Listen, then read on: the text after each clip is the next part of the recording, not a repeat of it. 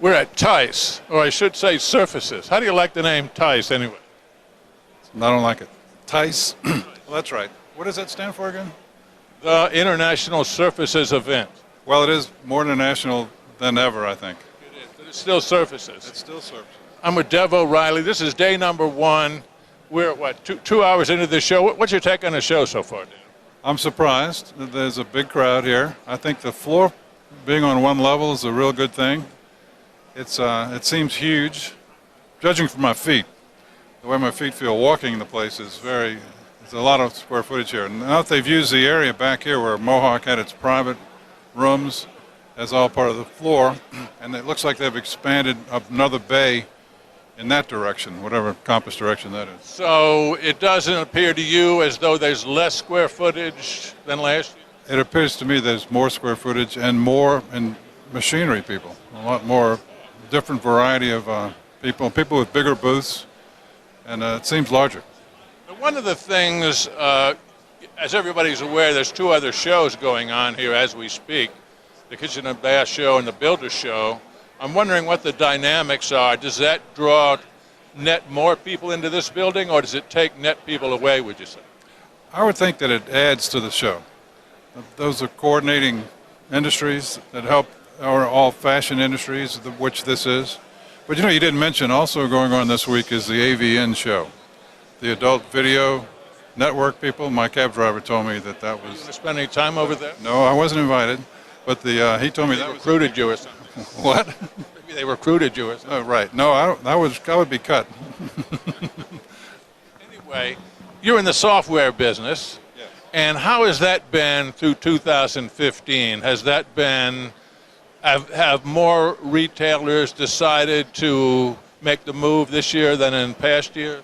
Yes, we've had very good years. It seems our team's expanded. We have some very specialized teams that we didn't have before. We have a very large development staff now, and we have a dedicated team of training and support and another dedicated team of implementation specialists. And then we have a documentation, social media. We have a lot going on with the promotion of the product. I find that the younger people, like the kids that are coming up now, they won't hear of anything but something you can get on your phone. The idea of writing anything on paper or doing anything the way their dad did it is out the window. So Kids, you mean 30-ish and 35-ish? 20-ish. You know, I think high school is the new college. And the kids that come out of high school want to go to work. They want a productive life. They want to find something, a skill, but they want to work on their own time. They don't want to go to an 8-to-5 job. They don't want to be in the corporate world, but at the same time, they want to make a comfortable living.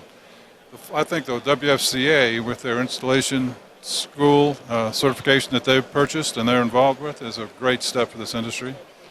And I'm hoping to work with them on developing some technology for installation companies and for installation people remotely to use on their phone. Well, I know there's a lot of growth ahead in the project. They have a school in Texas, and I guess they plan more elsewhere in the country. I think the headquarters is in Texas, and that's where we hope to become involved. I guess in the Dallas area. Now, the WFCA has also struck a relationship with FCB2B, the floor covering business to business, which you and all your counterparts are involved in. What do you think that's going to mean? Nothing but positive. I think with Scott Humphreys involved and the WFC involved, it'll take it to a new level. The FCB2B, I don't frankly see how a flooring business can exist without that. It makes no sense to operate in the old style. There's so much efficiency that's added and control. And I think with Scott's effort and the resources that they bring to the table, it's going to move us leap years ahead.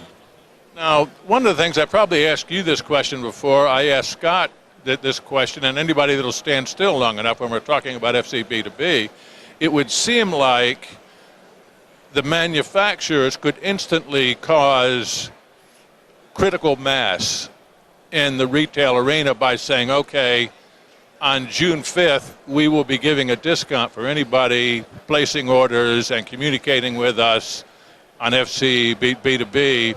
Why would you imagine that hasn't happened up to this point? Well, it's an oligopoly arrangement, and the market's controlled by so few suppliers that I don't think there's a need for them to give anything up. They don't want to. You're right, though. They could actually absolutely control this and create a firestorm. I think the market's going to push them into that situation, the same way that Hotels.com makes a deal with. What would they be giving up? It would seem to me, but Gaining. I think. well, it seemed to me they would be gaining. I mean, I don't know that that would be on day one, but it would certainly be in a reasonable amount of time. And within a year, year and a half, it seems like the people who are slow to adopt would be adopting. I agree. You know, not only does it improve the process and add money that way, but it gives the manufacturer a tremendous amount of marketing information on what trends, what's going on, and who's buying what. You know, warranties, and it just seems to me it makes sense to do it from every perspective I can think of, and I think it would add margin. They're reluctant to offer any kind of an incentive at this point because I don't know what the reason for that is, but I suspect, you know, as the B2B develops and more technology features are added like stock check and price check and things like that, and the web services. The web services would seem to be the item that would add, you know, that would tip it in that direction. I agree, absolutely agree, but they control it. It's up to them. You know, it's their stadium, and they can take the football anytime they want and go somewhere else. I was wondering, take my ball and go home. They used to say when I was a kid. That's right. But you're saying that, and I guess, you know, when we first started talking 4, 5, 6, 8 years ago, there were probably upwards of 18,000, 20,000 independent retailers in this country. They tell me now there's under 10,000. Is that a number you'd agree with? I don't know. Is that the number? I find that it seems like there's someone new popping up every day, and they're all different levels, all different interests, but I don't know. It seems like the volume is there still, so there's fewer people doing the same volume. Well, I think that's exactly right, and it would seem like, I think you mentioned early on in our conversation, how is it that a retailer can survive without doing this? It would seem to me that that's going to be operative. There will be fewer that will operate without something like this. The question is, how long is it going to take? How long is it going to take? I think as the B2B continues to develop, it's going to become as basic as water and power. And it gives such an advantage to the dealer, such a control element that it just makes no sense for anyone going into business. It's kind of like, would you ever think of maybe getting a horse and buggy rather than buy a car? You know, you wouldn't even consider it. So if the tool's there and you don't use it, shame on you. That's the way I look at it. Let me ask you before we close, some of the new bells and whistles. You mentioned earlier that you have new people, new groups servicing your customers. Talk about what's new and hot.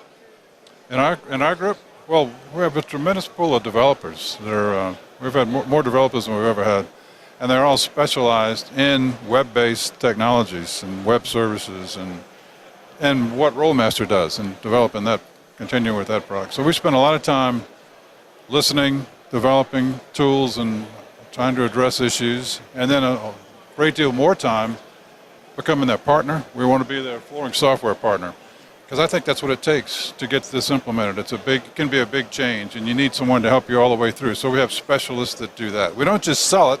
Selling it, frankly, might be becoming the easiest part. It's the now also you're a little bit unique in that you operate in the cloud, and talk about that and how that frees up the retailer from a lot of expense. Well, you know, you mentioned 6, 8 years ago. It's 16 years since we've been doing the FCB2B. Let me sit down.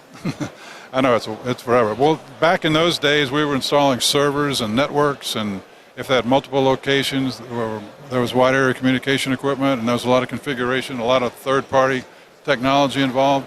With the web, all you need is a browser and an access to the internet, and number of users and locations is irrelevant. All of our software is that way now. So we're not doing nobody's asking for a server anymore. The ones that have servers want to know how they can get rid of it. Nobody wants to replace it when it breaks. It just makes sense. It eliminates all the third-party involvement in the technology that you don't know about. It involves the need and dependence on the hardware. It gives you instant scalability.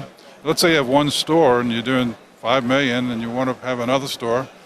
The scalability is there. You just let us know, and we reallocate resources.